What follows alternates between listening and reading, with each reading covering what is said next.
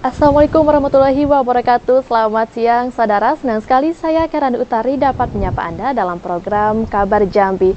Nah, tema kita pada kali ini yaitu desa wisata. Memang desa-desa di Provinsi Jambi ini memiliki banyak sekali potensi wisata yang perlu kita eksplor lagi lebih jauh. Dan mana tahu nantinya dapat menjadi destinasi wisata Anda dan kerabat dan juga bersama keluarga untuk menghabiskan liburan akhir tahun nantinya. Tentunya saya tidak akan sendiri berbincang mengenai desa wisata ini.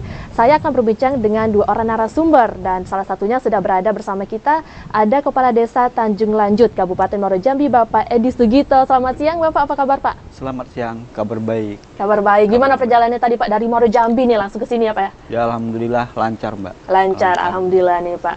Nah, saya mau tahu nih, Pak, bagaimana sih awal mulanya Desa Tanjung Lanjut ini dapat menjadi desa wisata, Pak? Oh, jadi kalau kita cerita dari awal panjang, Mbak ya. Nggak apa-apa, Pak. 3 hari 3 malam bisa kita stay di sini, Pak. Masya Allah, ya. Kami terinspirasi untuk menjadikan desa wisata itu semenjak kami mendapatkan dana desa. Baik. Dana desa itu 2014 setelah ada undang-undang desa. Kita desa dituntut untuk berinovasi, Mbak.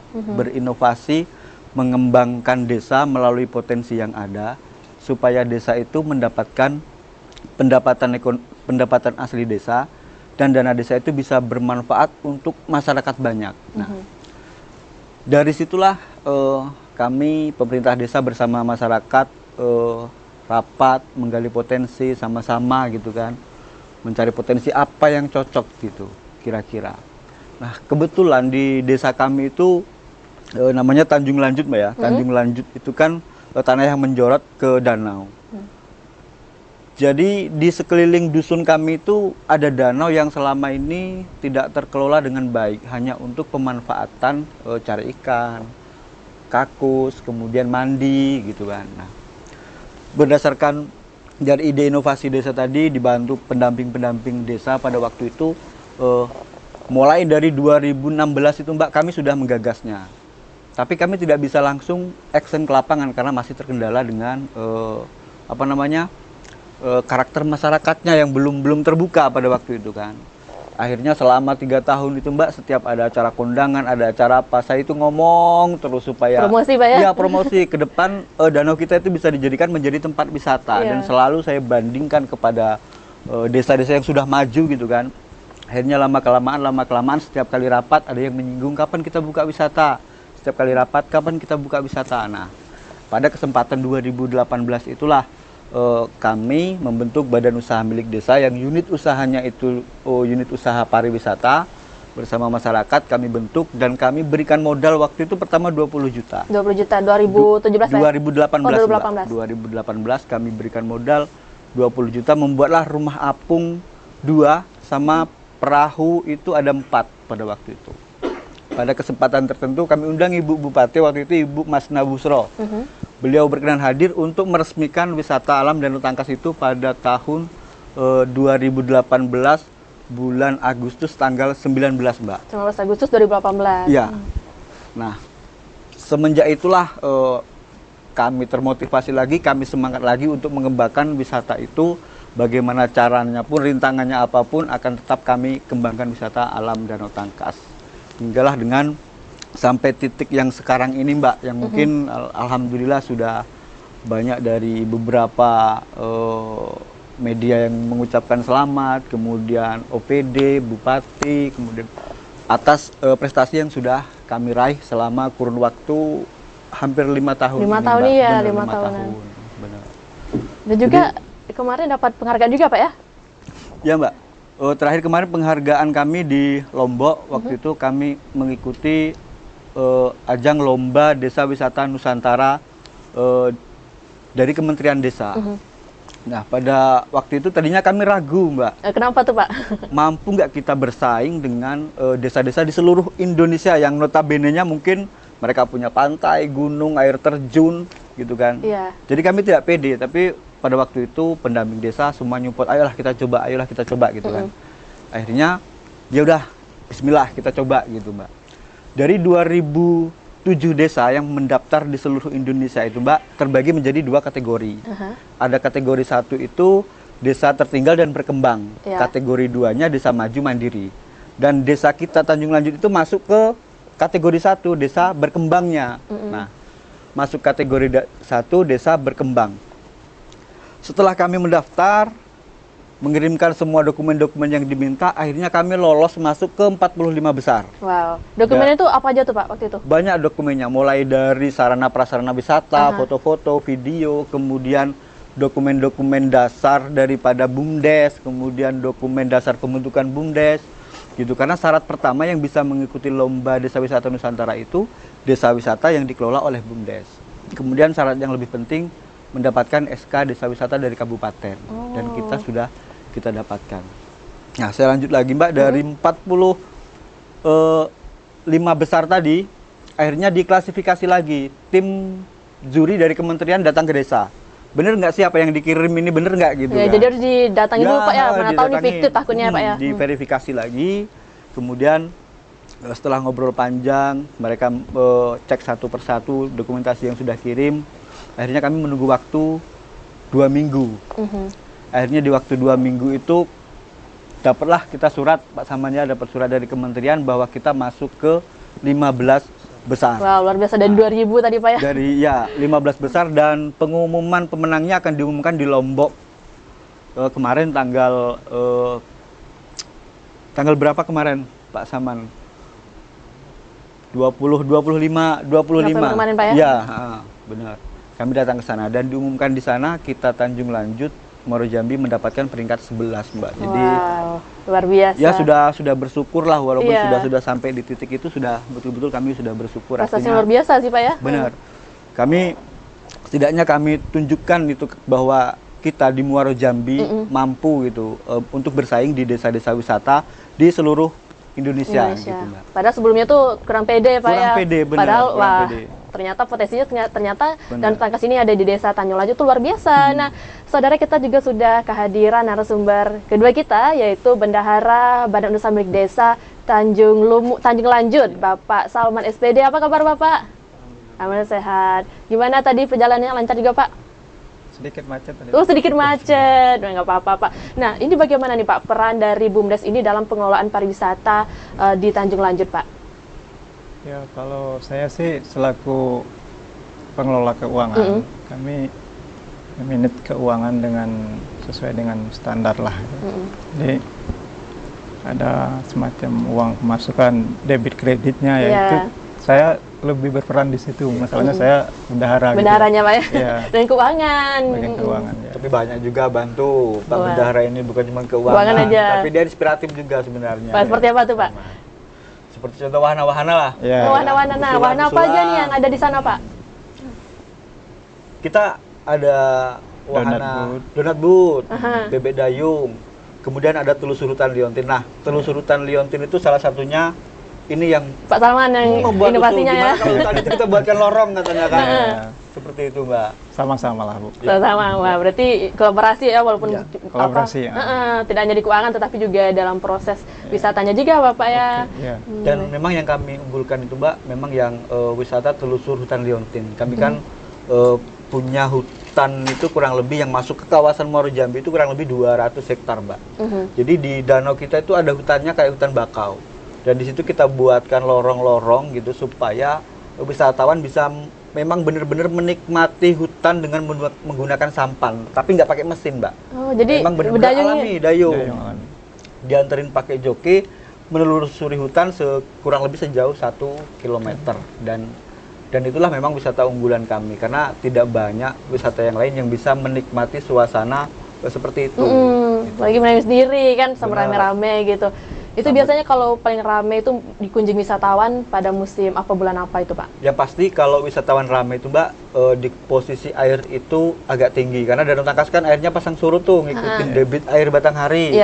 Di momen-momen ini Bang ya, mulai dari November sampai ke Juni-Juli, itu biasanya rame karena kondisi danau itu ada airnya terus. Itu biasanya yang rame. Yang pasti ramenya itu di malam minggu sama minggunya gitu. Karena malam minggu itu banyak juga pengunjung-pengunjung yang camping nginep di sana. Bisa camping juga. Bisa Mbak. Gitu. Kalau di sana itu tiket masuknya berapa tuh Pak? Kalau yang wisata biasa itu kami pungut itu 16.000. Kemudian yang untuk camping itu kan karena 1 hari 1 malam, jadi kami pungut biaya itu 28.000 dan di sana sudah free parkir, free tempat camping, air, listrik Ya, udah ada kami juga berikan ada. semua. Iya, udah kami berikan semua di situ, Mbak. Nah, kalau mau ke Pak Salman nih Pak, bagaimana pengelolaan keuangan tadi ya Bapak tentang keuangan dan juga supaya masyarakat ini juga diberdayakan ekonominya di Tanjung Lanjut Pak. Seperti apa Pak peran dari BUMDesnya Pak? Yang jelas kami di situ membuka luang kerja lah ya. Jadi masyarakat di situ boleh untuk berjualan tetapi tidak mengganggu area daripada tempat wisata itu. Soalnya dia membuat semacam kantin terapung gitu. Oh, ada kantin terapung. Ada, Seperti ya. apa tuh konsepnya Pak? Kantin terapung ini dibuat secara itu mandiri, orang tersebut yang membuat buka usaha di situ, kemudian dia pakai semacam drum ya untuk supaya terapung, jadi dikonsep sendiri gitu. Jadi di situ dia bisa berjualan, jualan makanan, jualan minuman untuk pengunjung supaya dapat menikmati tidak jauh untuk berbelanja ke tempat lain. Gitu. Iya, jadi di situ juga ada Ya. sekaligus memberdayakan masyarakat jadi Ya. tadi ya untuk Ya, meningkatkan dengan ekonomi. demikian dia kan punya penghasilan. Iya. Gitu. Tambah yang bekerja, karyawan kita itu. Ya, selain itu kan membuka luang Kerjaan untuk masyarakat sekitar, masyarakat sekitar ya. Gitu, Baik. Mbak. Dan juga unik ya konsepnya nih Pak. Jadi memang membedakan wisata yang ada di Tanjung Lanjut ini dengan wisata-wisata lain. Selain itu apalagi nih Pak keunikannya nih Pak?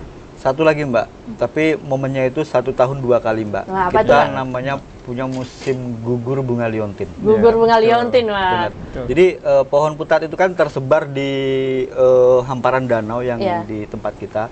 Jadi pada momen tertentu itu dia bisa memproduksi bunga itu berwarna merah, Mbak. Warna merah. Berwarna merah. Dan mekarnya itu mulai dari jam 4 sore sampai jam 12 malam itu mekar dia. Jadi posisi di pohon itu kelihatan merah gitu ketika dia mekar. Nah, gugurnya itu pada subuh. Gugur ke danau pada saat subuh dan dinikmati mata itu bisa pagi hari. Bangun-bangun nih iya, lihat itu bangun, cantik Pak ya. Jadi bunga yang berguguran itu bisa berhamparan di permukaan air dan itu membuat Danau air itu jadi merah. bisa Oh, menjadi merah. merah. Dan itu yang lebih cocok, lebih pas itu yang di dalam hutan itu, Mbak. Mungkin ada seperti video-video yang sudah Iya. kita unggah di IG itu seperti itu. Itu ya banyak sekali ditanya sama pengunjung-pengunjung kita, kapan Pak musim gugur? Kapan Iya. Pak musim gugur? Seperti itu. Kapan tuh Pak biasanya Pak? Kalau biasanya sih Januari sama Juli Bang ya. Januari Nah, sama ini Juli. Januari. Mudah-mudahan ini harapan kita sih karena kita kan mau Kenduri Danau ulang tahun desa di Januari. Harapan kami yang mana tahu alam mendukung nanti Mbak pas barengan dia Wah. musim gugur dengan acara Momentumnya pas banget Pak ya. momentumnya Pas pas sudah. banget itu. Insya Allah Mbak nanti. Itu yang acara kenduri itu memang acara khas tahunan juga Pak ya? Benar. Agenda tahunan. Khas tahunan kita, acara khas tahunan kita karena kita ingin menggairahkan lagi Mbak nilai-nilai budaya yang ada di desa kita.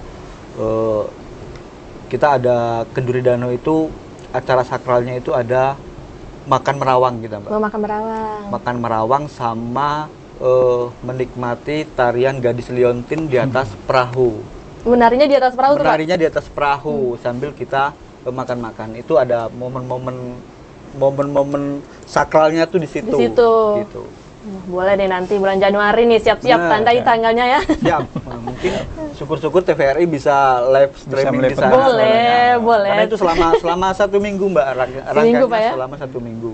Boleh nanti tinggal hubungin aja bagian marketing kita Pak. Siap. Kami Sekalian insya Allah promosi ya. mau ngundang Pak Gubernur juga Nah. rencananya untuk acara itu. Baik. Nah kalau dari BUMDes sendiri bagaimana dengan kolaborasi dengan pihak lain Pak? Seperti apa Pak? Kita kolaborasi dengan pihak lain, ada pihak Masyarakat lah. masyarakat lah, Masyarakat. ya, dengan perusahaan terdekat, Perusahaan sekitar juga, Pak, ya? sekitar ya, diminta dibantu.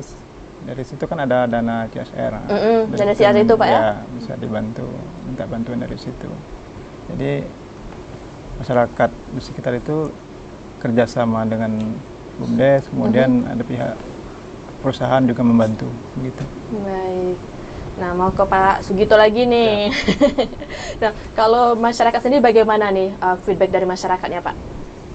Ya, begini kalau dari masyarakat kan kalau dari awal mulai kita merencanakan pembukaan wisata kan biasa masyarakat kan ada yang dukung, Iya. ada yang Pro dan kontra Pro dan kontra ya. ada yang pesimis, dia ragu Ada yang gitu kan. pesimis, Ini kita di dusun, di kampung, jauh dari kota, jauh dari apa, kok mau buka wisata siapa sih yang mau ke sini? Nah, gitu. Oh, itu salah satu keraguannya itu salah Pak ya. satu keraguan mereka. Tapi ada bagian masyarakat yang percaya sama saya bahwa Danau Tangkas ini ke depan akan maju. Nah, itu sudah berjalan, beriring berjalannya waktu, dan sekarang Mbak, setiap saya ngajak gotong royong, ayo kita ngajak ada acara ini, semuanya ikut Ikut. semuanya. Mbak. Ikut. Nggak ada yang ketinggalan. Kalaupun ada yang ketinggalan, pasti dia ada kepentingan lain Mbak Iya, sama dia. betul. Antusiasnya tinggi Pak ya, Benar. mendukung sekali. Contoh sekarang ini Mbak, jadi kami wajibkan acara Kenduri Danau nanti, bapak-bapak, ibu-ibu, mau adik-adik semuanya pakai teluk belango, karena kita orang Jambi, kita harus punya ini baju ada Jambi gitu kan. Khas Jambi ya. Dan sekarang udah mulai itu ke toko, ke tukang jahit sudah mulai tuh jahit bajunya masing-masing, yang anaknya kecil pun sudah mulai dijahitin tuh, saking ikut mendukung kegiatan acara Kenduri Danau. Wah, menarik nih, Gitu. tapi kita jeda dulu Pak ya. Siap. Oke, Ya. siap. Nah, Pak Sugito, Pak Salman, kita jeda dulu ya, usai jeda berikut, dan saudara tetaplah di Kabar Jambi.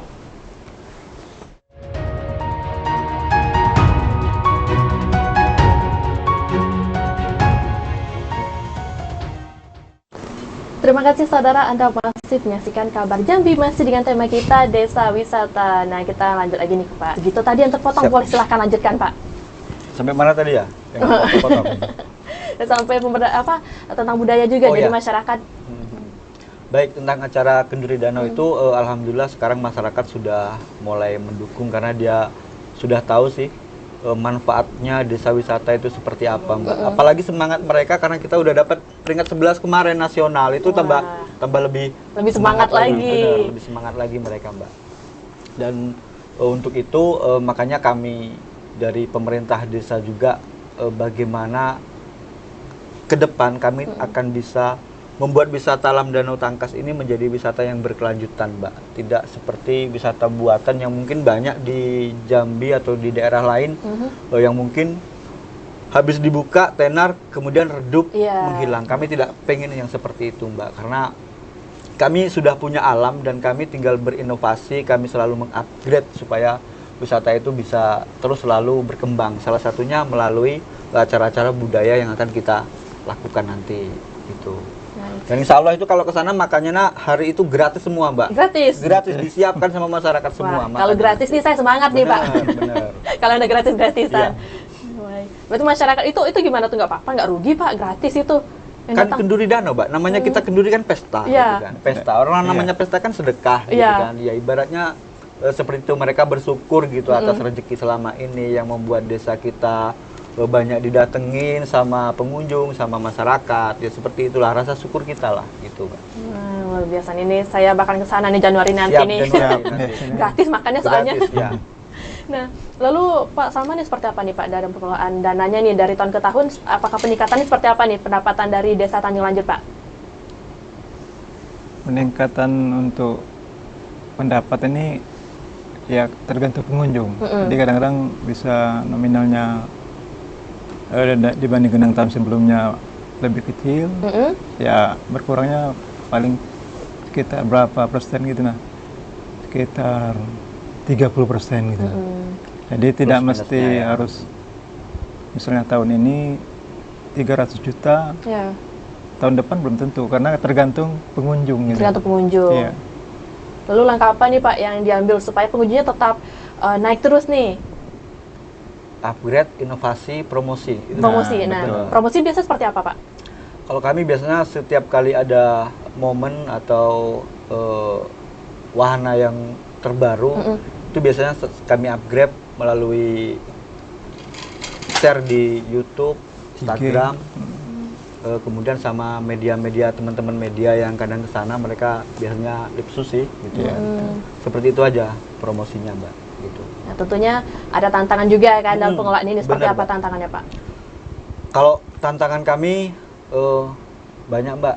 Terkadang kan begini, yang namanya pengunjung itu kan seleranya beda-beda ya. Ya, Selera beda-beda. Ada yang wah bagus gini-gini bagus. Kemudian ada yang seperti tidak suka atau mencemooh gitu ada juga gitu kan. Itu tantangan yang memang benar-benar berat buat kita. PR lah bagi kita. PR bagi kita. Kenapa sih kok orang nggak seneng datang ke sini? Ya kadang kami pikir begini, Mbak. Mungkin ini wisata kelas menengah ke bawah sih ya, beda dengan mereka yang kelas menengah ke atas. Ya mungkin kami tanggapannya seperti itu aja. Tapi itu menjadi salah satu pemicu kita. Kenapa kok orang ini begini? Berarti kita masih banyak kekurangan. Nah, dari kekurangan itulah yang memang benar-benar menjadi tantangan kita. Bagaimana kita berupaya, benar-benar berupaya untuk bisa membuat wisata alam kami itu tetap selalu eksis dan tentunya melalui perbaikan sarana prasarananya yang berkualitas yang pasti Mbak ya. Kemudian atraksi permainannya yang memang benar-benar belum ada di Provinsi Jambi. Itu yang akan kami lakukan ke depan Mbak. Seperti itu. Nah, biasanya tuh satu hari pengunjung berapa sih Pak? Berapa orang?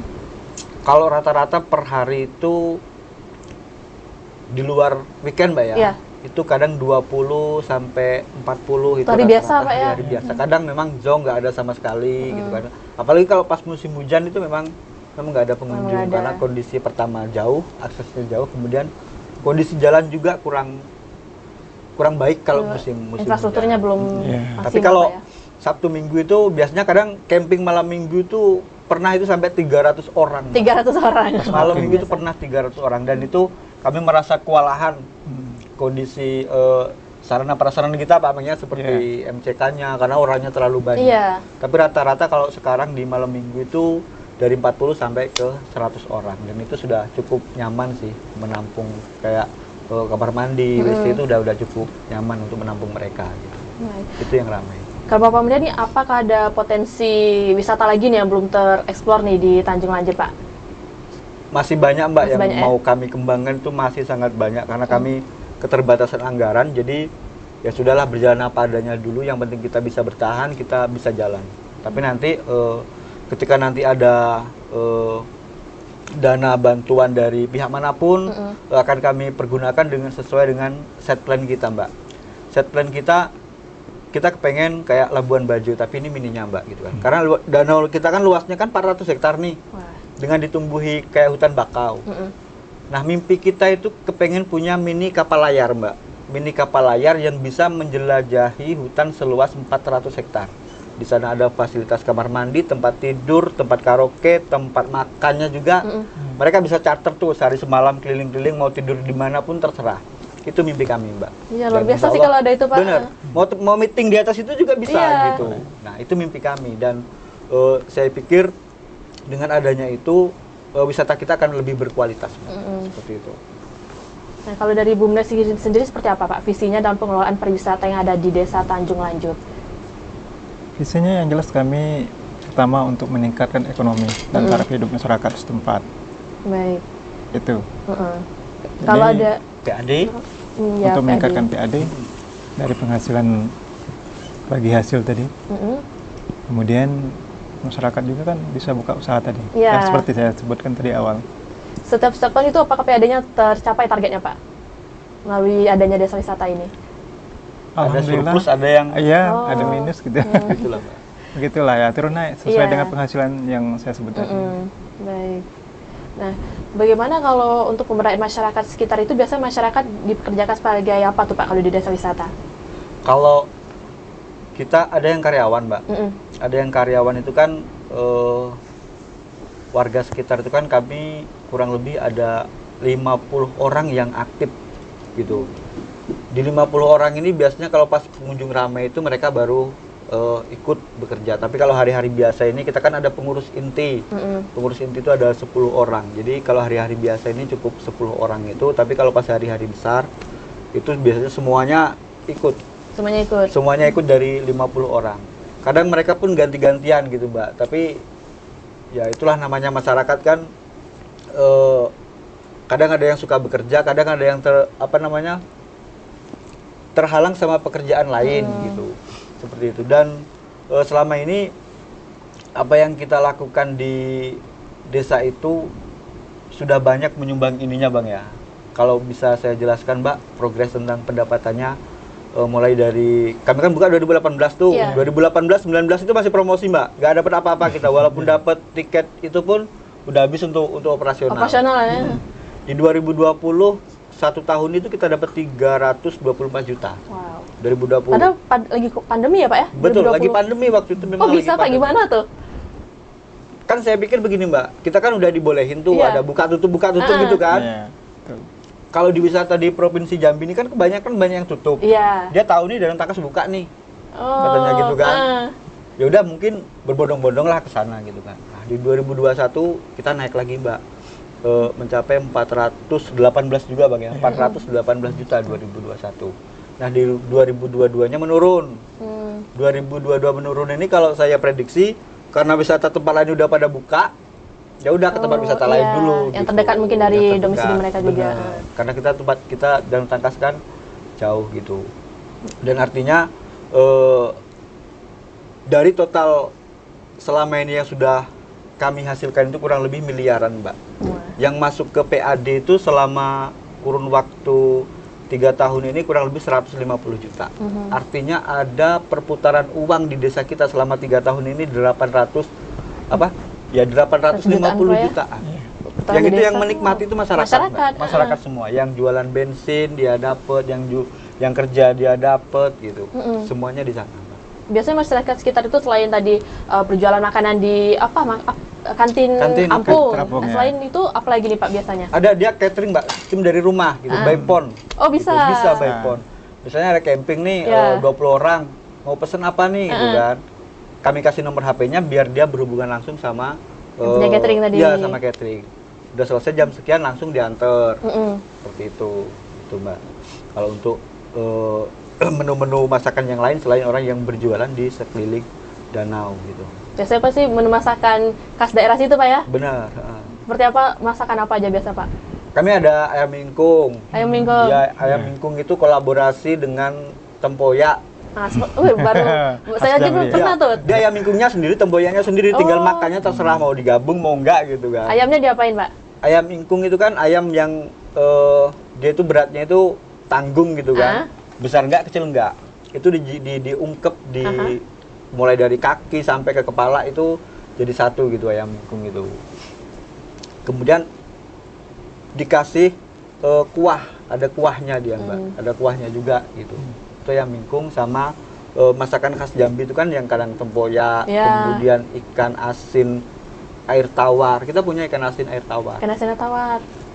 Di danau itu kan banyak ikan-ikan kecil, jadi dimanfaatin warga itu dibuat ikan asin, tapi nggak asin, dia tawar. Oh, ikan asin tapi tawar. Tawar dia. Rasanya itu nggak asin Nggak gitu. asin. Benar. Wah ini udah jam makan siang, ngomong makan saya jadi lapar Pak. Jadi lapar. Kita break dulu Pak ya. Boleh, siap. Ya saudara tetaplah di Kabar Jambi karena kita akan masih berbincang dengan 2 orang narasumber kita yang luar biasa, dan tetaplah di Kabar Jambi.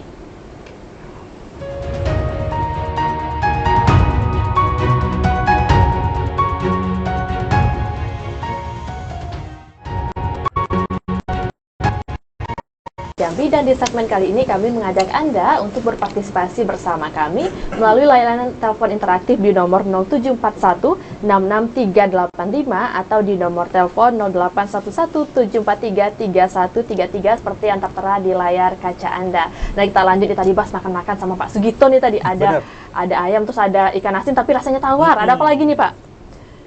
Banyak Mbak. Menu khas kami itu ada ikan sale juga ada. Ikan sale juga ada. Ikan sale juga ada, sama sambal mentahnya juga ada di situ. Pokoknya kalau nyicip sambal mentah, ikan sale sama ikan asin itu pokoknya paket komplit Pak. Paket komplit, makannya di dalam hutan di atas perahu. Nah, mungkin nanti Mbak boleh kita ke sana bisa mencicipi, bisa menikmati itu gimana rasanya makan merawang di atas perahu di dalam hutan dengan menu masakan khas kita gitu. Boleh banget ya, saya udah tertarik deh tadi mikir dan bayangin. Sama nyicipin teh duta kita Mbak. Teh apa Pak? Teh duta. Kita kan yang pucuk putat yang produksi bunga liontin, daunnya itu bisa kita buat menjadi teh herbal. Itu yang mengolah juga masyarakat sekitar Pak ya? Masyarakat sekitar.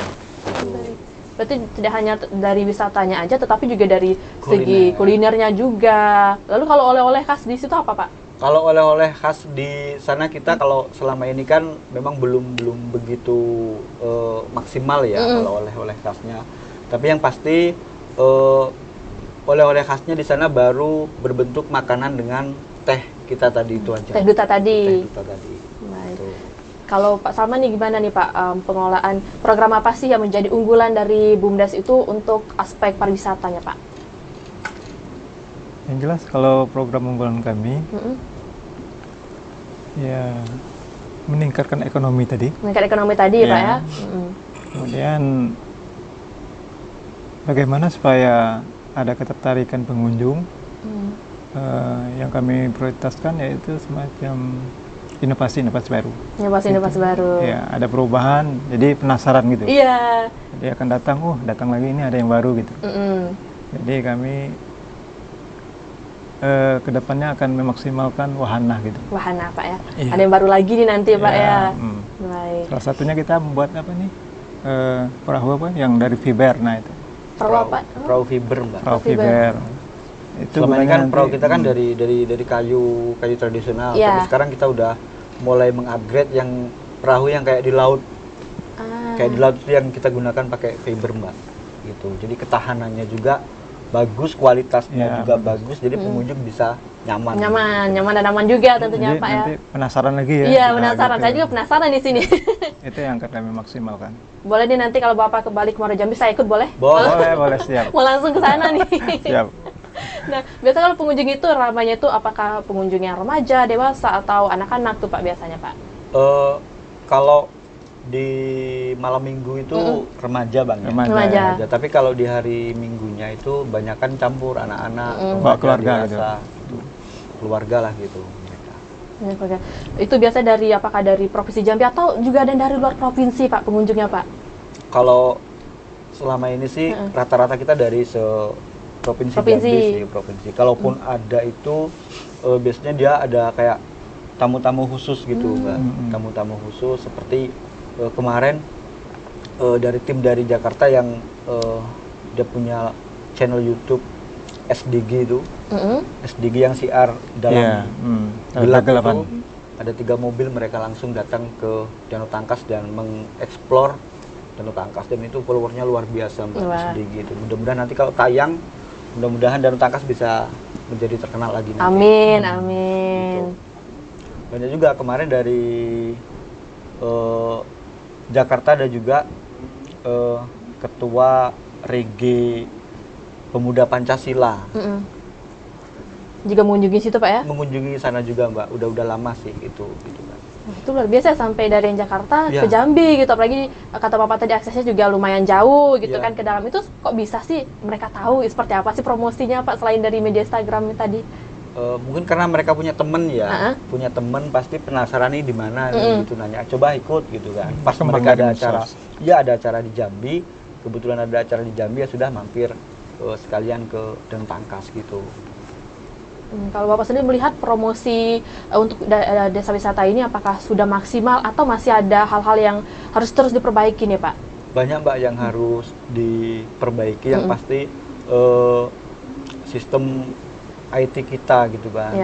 Kayak yang saya bilang dari awal tadi Mbak, kita kamera pendukung harus kita siapkan, kemudian komputerisasi untuk mengedit, kemudian web yang memang ada benar-benar warga kita Pak yang bisa betul-betul mengelola itu gitu, mengelola sistem informasi itu. Nah itu masih menjadi kendala kita juga Mbak gitu kan. Seperti itu Mbak. Berarti memang harus ada pelatihan juga untuk masyarakatnya Pak ya. Itu apakah ada rencana nanti Pak diberikan pelatihan masyarakat supaya lebih maksimal lagi hal-hal yang belum maksimal tadi Pak? Insya Allah sekarang nih sudah mulai ada pelatihan, apalagi kita akan sering itu kedatangan mahasiswa Unja yang mengadakan program-program di sana. Biasanya kami sondingkan dengan itu, dan mereka kan lebih berpengalaman. Dan kemarin sudah ada sempat salah satu anak kita udah mulai diajari tentang sistem marketing, tentang pemesanan tiket secara online gitu kan. Dan aplikasinya baru mulai dirilis. Insya Allah nanti kalau mau camping gitu kan tinggal ngeklik aja secara daring Pak ya, nggak perlu lagi datang, bisa melihat apakah available juga apa enggaknya Pak ya. Benar, tinggal pilihannya nanti apa, menu-menunya apa gitu kan. Mereka bisa pilih lewat aplikasi, dan sekarang mulai lagi digarap dan lagi diberi pelajaran kepada anak-anak kita yang ada di desa Mbak. Insya Allah mudah-mudahan kalau itu nanti jadi akan lebih simpel, akan lebih tertata rapi gitu kan. Gitu. Kalau dari sisi Pak Kades tadi kan bilang tentang promosi juga Pak, ya, tentang sumber daya manusianya juga. Kalau dari BUMDes sendiri, apa sih tantangannya Pak dalam mengelola objek wisata ini Pak? Tantangan kami ya seperti yang Datuk Kades Modal bilang yang tadi. pertama Modal. Modal. Jadi kalau modal ini kan kami kan yang buat proposal pengajuan kepada Datuk Kepala Desa sebagai komisaris kami. Jadi kalau nih tuh ada yang rusak segala macam ya, kendalanya itu harus kami buat proposal, kemudian diajukan, kemudian Datuk Kepala Desa bersama perangkatnya kan buat anggaran. Ya. Di APBDes-nya itu ada perubahan, anggaran perubahan, disitulah dibahas. Nanti kami ya tinggal menerima terlaksana atau tidak, dapat atau tidak ininya anggarannya, tambahan anggaran itu. Jadi itu aja. Modal perawatan gitu. Modal Nah, ya, perawatan, ada kerusakan segala macam kan, itu kan nilai apanya kan menyusut. Nilainya aset ya, nah, nilai asetnya. Jadi itu. Baik. Nah, ke Pak Kades lagi nih Pak, bagaimana sih menjaga agar pengelolaan objek wisata tersebut juga seimbang dengan menjaga kelestarian lingkungan Pak? Benar. Jadi gini, salah satu nilai plus kami kemarin mendapat peringkat 11 itu karena kita di desa masih bisa menjaga kelestarian alam. Yang saya bilang itu ada hutan di tengah-tengah danau. Dan kemudian daunnya bisa kita buat menjadi teh, itu adalah salah satu nilai nilai tambah, nilai plus yang memang betul-betul ada pada wisata alam Danau Tangkas. Dan kami sekarang di sana juga lagi menggagas Go Green Mbak, untuk mereka berwisata tidak membawa sampah gitu. Dan ini akan kami lakukan mungkin awal Januari nanti sudah kami lakukan, bahwa wisatawan tidak boleh membawa sampah gitu kan. Walaupun mereka bawa makanan, keluar pun harus dibawa kembali gitu. Kalau mereka nggak dibawa kembali, mereka akan kena penalti, sanksi ya, mungkin sanksi teguran atau apa gitu. Karena sanksi material biasanya Pak juga Pak ya. Gitu, seperti itu. Insya Allah itu akan kami lakukan Mbak. Gitu. Berarti memang tidak hanya menjaga budaya, tetapi juga menjaga kelestarian lingkungan juga. Banyak benar memang poin plusnya ya, pantasan bisa dapat juara 11 tadi Pak. Selain itu apalagi nih Pak, waktu itu kan apalagi katanya desanya 2000-an ini saingannya, apalagi nih Pak menjadi nilai plus dari desa wisata di Tanjung Lanjut Pak? Teh tadi Mbak yang saya bilang, pucuk teh itu, karena kan pohon putat yang ada di Danau Tangkas itu Mbak, manfaatnya sangat besar.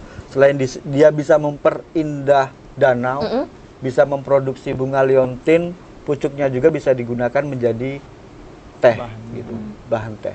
Dan itu menjadi nilai tambah. Kemudian kita kan tadinya kan alam yang tidak terurus. Nah, kemudian kita kelola BUMDes, mendapatkan hasil, mendapatkan PAD, itulah yang menjadi nilai tambah kenapa kita masuk ke nominasi itu. Karena daerah tadi Bapak bilang tidak terurus ya daerahnya itu. Itu tentunya pertama kali itu sulit ya untuk melestarikan danau tersebut untuk menjadi desa wisata. Itu seperti apalagi tadi awal Bapak bilang masyarakat, dukungan masyarakat masih itu. Seperti apa sih kok Bapak bisa tetap terus nih yakin ini bakal maju, tuh seperti apa Pak? Ya, jadi awalnya kan di warga itu kan banyak pukat, banyak jermal, orang nyari ikan kan. Jadi dengan kami berikan sosialisasi, kita punya luas nih danau, yang nyari ikan, yang masang jermal tolong digeser. Jadi jermalnya itu kami ganti rugi Mbak. Ganti rugi, tolong digeser di kawasan areal wisata tersebut. Nah, selain itu tanah mereka pun kami kasih kompensasi. Di tanah sekeliling danau itu Mbak, yang kami lewati untuk wisatawan mencapai ke titik aktivitas wisata itu, per tahunnya kami kasih kompensasi Mbak, 20% dari hasil danau, penghasilan danau. Makanya dari situlah mereka percaya bahwa kita nggak main-main nih. Tanah kita cuma dilewatin aja, bahkan pernah satu tahun itu hampir 5 juta itu satu orang pernah dapat Mbak. Cuma dilewatin aja untuk numpang parkir gitu aja. Nah, jadi seperti itu. Sehingga masyarakat memang benar-benar tertarik, oh ya kalau tanah aku dilewatin, memang nggak cuma dilewatin aja, memang ada kepedulian dari wisata alam Danau Tangkas ini. Kemudian anaknya juga bisa bekerja di situ gitu. Makanya mereka semakin lama itu semakin mau untuk diajak kerjasama. Kalau misalnya jangan masang pukat atau Jermal. jermal di areal wisata itu jangan tolong ke pinggir karena itu areal wisata gitu kan. Semenjak itulah bisa ditertibkan semuanya, Mbak. Dan alhamdulillah juga dulu ada salah satu warga yang memang mau menjual tanahnya itu yang sekarang menjadi titik aktivitas kita, Mbak. Pulau-pulau Tepus itu. Itu sampai sekarang saya masih agak apa ya, sedih kalau dia dengar cerita. Ini warisan orang tua katanya kan. Saya nggak mau jual kalau bukan desa, kalau bukan datuk yang minta ini aku nggak mau jual gitu kan. Sekarang gantian dia yang neteskan air mata. Nggak nyangka dulu tanahku seperti ini nggak berharga, sekarang bisa menjadi seperti ini, Mbak. Gitu. Dan itulah kadang pesan kita, harunya kita membangun sebuah desa wisata yang dulunya memang nggak terkelola dan sekarang sudah bisa banyak dikunjungi oleh banyak orang. Menjadi unggulan lah di Provinsi Jambi, Pak, ya nggak nyangka. Banyak juga perjuangannya, kirain dananya udah jadi nih, ternyata enggak. Dan juga awal-awalnya juga masyarakat banyak yang masih ragu tadi, Pak, ya. Nah, lalu bagaimana Bapak memastikan agar tadi keberlanjutannya juga tetap terjaga, tidak hanya sekedar musiman aja nih, terus tahun depan mungkin udah sepi gitu. Seperti apa selain inovasi, Pak, ya? Kami dari desa dan BUMDes sudah sepakat sih dan akan selalu sepakat apapun rintangannya jangan itu menjadi apa ya, menjadi keterbatasan kita, tapi itu apapun rintangannya itulah menjadi semangat kita gitu kan. Saya bilang kita punya dana desa, walaupun dana desa itu diatur tidak bisa maksimal semua untuk BUMDes, tapi setidaknya kita bisa sedikit-sedikit untuk terus mengupgrade wisata kita. Itu yang pertama, Mbak. Terus yang kedua, kita punya tenaga loh. Tanpa dibayar kita punya tenaga, masyarakat kita punya masyarakat gitu kan. Kita bisa berdayakan masyarakat dalam hal untuk sama-sama mendukung apapun kegiatan yang ada di wisata alam Danau Tangkas. Kita punya pemerintah kabupaten, kita punya pemerintah provinsi. Dan itu insya Allah akan kita gandeng dan kami akan selalu koordinasikan terkait tentang progres perkembangan wisata yang ada di tempat kita. Karena walaupun kita punya keluhan, tapi kalau keluhan kita sampaikan ke orang-orang yang berkompeten, insya Allah mereka akan peduli, Mbak. Baik. Dan insya Allah mudah-mudahan seperti ini kemarin saya cerita. Setelah kami mendapat peringkat 11 nasional, Pak PJ Bupati Muaro Jambi langsung, Pak Kades meminta apa gitu. Senangnya minta ampun saya. Saya satu, Pak Bub gitu kan, saya minta rumah produksi teh putat kita. Dan insya Allah 2024 bakal direalisasi. Wah, Mbak. Amin. Gitu Mbak. Itu juga ada apa ya, kontribusi juga dari pemerintah yang lain juga turut apa ya, mendukung Pak ya. Benar. Dan mereka juga selain itu juga mendukung akses jalan ke pariwisata kita, Mbak. Memang kan dari kota kabupaten ke tempat kita kan lumayan jauh, 18 kilo. Jadi tidak mungkin bisa dibangun dalam satu kali bangun, itu nggak mungkin, tetap bertahap ya. Gitu kan. Itu kendalanya di infrastruktur itu seperti apa sih medan jalannya, Pak? Kalau medan jalannya rata, Mbak, cuman kalau pas kondisi hujan itu agak licin. Dan itu pun cuman yang licin itu sekitaran 3 km loh. Licin. Gitu sih, Mbak. Selain infrastruktur, apakah ada kendala lain nih, Pak, selain yang infrastruktur untuk operasionalnya? Satu, Mbak, mungkin yang ini masalah bendungan air. Kita kan, danau kita kan yang saya bilang tadi kan pasang surut. Dalam 1 tahun itu 3 bulan ini bisa kering total ya. Yang 9 bulannya bisa ada airnya naik turun. Nah, kalau itu nanti ada bendungan, Mbak, menggenangi luas danau yang 400 hektar itu, kita tidak bisa membayangkan di danau itu ada ikan danau kita itu akan berkembang biak di sana, Mbak. Itu harapan kami. Dan wisata kami tidak akan terputus gitu, berarti terus ada airnya gitu. Walaupun musim kemarau, Pak, ya. Itu. Terus yang ketiga, manfaatnya bisa menjadi sumber air bersih, itu, Mbak. Terus yang ketiga bisa menjadi irigasi. Mungkin barangkali masyarakat kita ingin menanam padi, airnya sudah tersedia, Mbak. Seperti itu. Berarti di sekitar desa wisata juga ada padi juga, Pak? Ada sawah? Kalau sekarang belum ada sawah, tapi memungkinkan kalau itu ada bendungan akan ada terciptanya sawah. Makin lengkap ini. Yang mau menikmati sawah sambil duduk di saung, nggak hanya di pinggir-pinggir danau. Nah, makin lengkap, komplit ini. Komplit, insya Allah, Mbak. Nah, baik, kita lanjutkan ya Pak Kades. Pak Salman, usaha jeda berikut, dan saudara tetaplah di Kabar Jambi.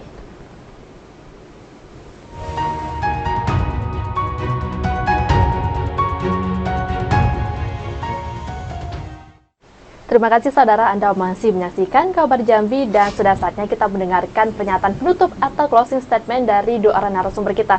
Boleh nih yang pertama dari Pak Kades duluan, silakan Pak. Baik, kita untuk masyarakat seluruh di Provinsi Jambi, kalau mau lihat jembatan gantung, mau lihat Pulau Tepus, mau lihat Danau Tangkas, datanglah ke desa kami. Karena setiap yang datang ke desa kami artinya sama dengan ikut membangun desa kami. Artinya berwisata ke desa aja karena uangnya akan untuk membangun desa.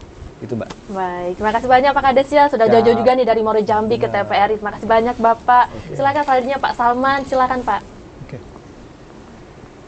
Saya selaku pengelola keuangan Dahara di sini, saya mengharapkan dari pihak terkait, pemerintah Kabupaten Muaro Jambi khususnya, ya lebih maksimal dalam hal dukungan infrastruktur jalan, karena itu akses menuju ke Danau Tangkas itu kadang-kadang dikeluhkan masalah jalan. Jadi harapan kami ke depannya ada semacam progresnya gitu. Saya rasa itu yang perlu kami harapkan. Terima kasih banyak Pak Salman ya, udah datang juga nih jauh-jauh juga dari Muaro Jambi nih. Terima kasih banyak Pak Salman, Pak Kades. Nah, saudara, tadi kita sudah mendengarkan bagaimana ya desa wisata yang ada di Desa Tanjung Lanjut ini ternyata luar biasa sekali, tidak hanya juga mengelola wisatanya tetapi juga memberdayakan masyarakat dan juga melestarikan budaya dan juga tentunya lingkungan juga. Kita harapkan semoga desa-desa lain yang ada di Provinsi Jambi khususnya dapat menjadi desa-desa wisata seperti desa di Tanjung Lanjut ini. Demikian Kabar Jambi pada kali ini. Terima kasih atas perhatian dan kebersamaan Anda. Saya Karen Utari bersama kerabat kerja yang bertugas pamit undur diri. Wassalamualaikum warahmatullahi wabarakatuh dan sampai jumpa.